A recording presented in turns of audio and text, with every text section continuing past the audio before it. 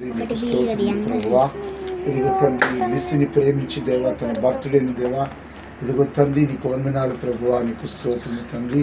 అయ్యా మరి ప్రణిని బట్టి, ఆయన లిసి యొక్క భక్తుడిని బట్టి, అలాగే చెల్సిని బట్టి దేవా, ఇదిగో తండ్రి ప్రభాకర్ని బట్టి, లత చెల్లిని బట్టి దేవా, ఇక్కడ వచ్చిన చిన్న బిడ్డలందరినీ బట్టి దేవా, మేమెంతగానో నేను స్తుతిస్తున్నాం తండ్రి.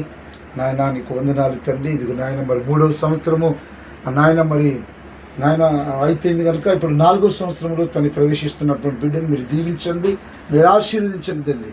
అనేకమైనటువంటి నాయన మరి బర్త్డే జరుపుకున్నటువంటి కృపను దేవా నా తండ్రి మరి లిసికిని తండ్రి, నాయన మరి ప్రణయ్కి తండ్రి, నాయన ప్రభువా నీకు స్తోత్రము తండ్రి. నీ బిడ్డలందరికీ మీరు దయచేయమని ప్రార్థిస్తున్నాను.